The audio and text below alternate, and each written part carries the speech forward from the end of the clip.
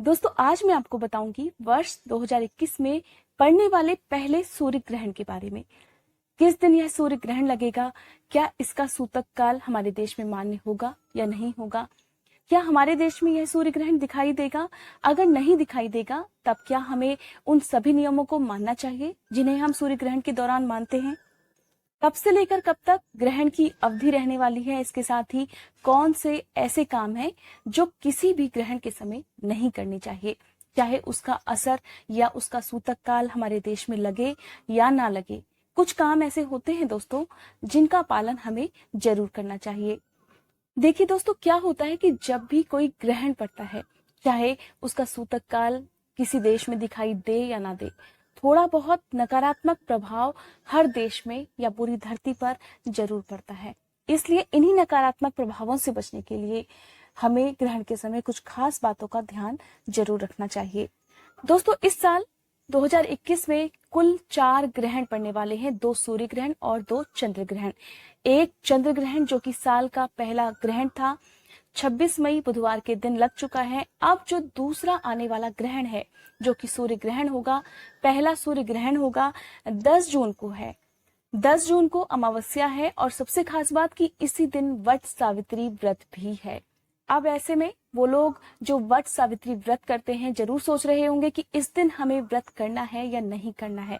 अगर हमें व्रत करना है तो क्या ग्रहण के समय हमें बाहर निकलना चाहिए या नहीं निकलना चाहिए। दोस्तों इन सभी बातों के बारे में भी आज मैं आपको इस वीडियो में बताने वाली हूँ। पहले जान लेते हैं कि वर्ष 2021 का यह पहला सूर्य ग्रहण कब है, कब से लेकर कब तक ग्रहण की अवधि रहेगी और अगर सूतक काल लगेगा तो कब से लेकर कब तक सूतक काल की अवधि रहेगी।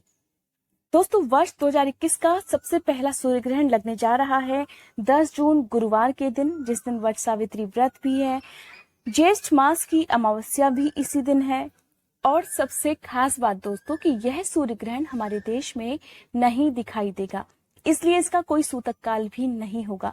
ऐसे में बहुत ज्यादा परेशान होने की बात नहीं है, लेकिन फिर भी जो गर्भवती महिलाएं होती हैं उनको किसी भी ग्रहण के समय कुछ खास सावधानियां जरूर बरतनी चाहिए। अब ऐसे में प्रश्न उठता है कि अगर यह ग्रहण हमारे देश में नहीं दिखाई देगा तब यह दुनिया के कौन से देशों में, किन हिस्सों में दिखाई देने वाला है। दोस्तों यह सूर्य ग्रहण मुख्य रूप से रूस, मंगोलिया, यूरोप और चीन के पश्चिमी भागों सहित कुछ अन्य देशों में भी दिखाई देगा, लेकिन हमारे देश में यह सूर्य ग्रहण नहीं दिखाई देगा।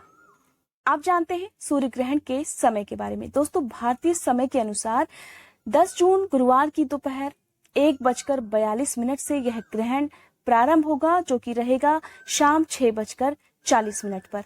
इस तरह से कुल अवधि इस ग्रहण की रहने वाली है दोस्तों 5 घंटे और लगभग 40 मिनट की।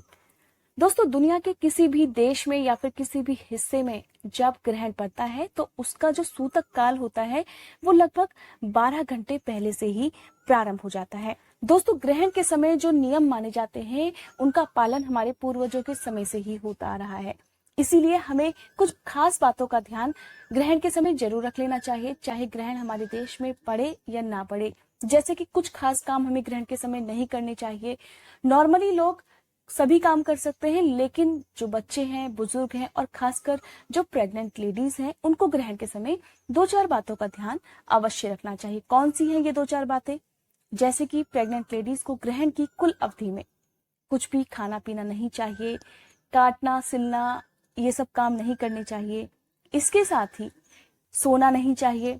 खासकर बुजुर्ग और बच्चों को भी इस समय ये ध्यान रखना है, प्रेग्नेंट लेडीज को भी ये ध्यान रखना है कि ग्रहण की कुल अवधि में कुछ भी खाना पीना नहीं चाहिए, कुछ भी खाना नहीं बनाना चाहिए। अगर घर में पहले से ही खाने पीने का सामान बचा हुआ है तब सूतक काल लगने से पहले ही आपको खाने पीने की हर चीजों में तुलसी के पत्ते डालकर रख देने चाहिए। अगर ऐसा नहीं किया जाता दोस्तों तब कहते हैं कि ग्रहण का अशुभ प्रभाव खाने पीने की इन चीजों पर पड़ सकता है।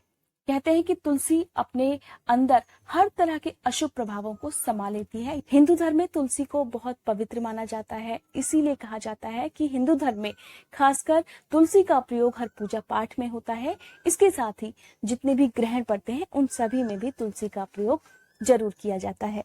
दोस्तों, अब जानते हैं कि ग्रहण के बाद हमें क्या करना चाहिए।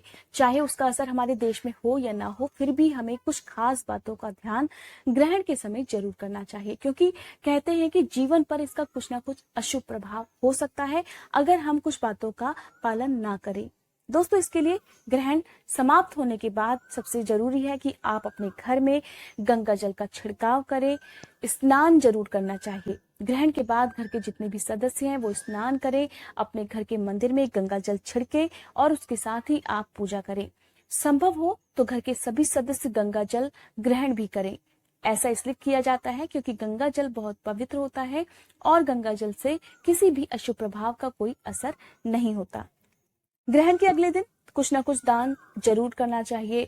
आप अनाज का दान कर सकते हैं, दालों का दान कर सकते हैं या फिर सफेद चीजों का दान आज के दिन आप कर सकते हैं। दोस्तों, ग्रहण के समय यानी कि जिस समय सूतक काल लगा होता है, उस अवधि में जो प्रेग्नेंट लेडीज होती हैं उन्हें घर से बाहर नहीं निकलना चाहिए। कहा जाता है कि ग्रहण के समय अगर प्रेग्नेंट लेडीज घर से बाहर निकलती हैं तो ग्रहण की जो अशुभ किरणें होती हैं उनका कुछ ना कुछ अशुभ प्रभाव होने वाले बच्चे पर पड़ सकता है। इसलिए इस बात का खास ध्यान प्रेग्नेंट लेडीज को ग्रहण के समय जरूर रखना चाहिए। ग्रहण की कुल अवधि में संभव हो तो सोना नहीं चाहिए। घर के सभी सदस्य मिलकर भगवान के मंत्रों का जाप कर सकते हैं, भजन कीर्तन कर सकते हैं, लेकिन दोस्तों ध्यान रखना है कि इस दौरान मंदिर की मूर्तियों को छूना बहुत अपवित्र माना जाता है। इसलिए आप संभव हो तो मंदिर को किसी कपड़े से ढक दीजिए या फिर आप अपने मंदिर के दरवाजे ग्रहण की कुल अवधि में बंद कर दीजिए।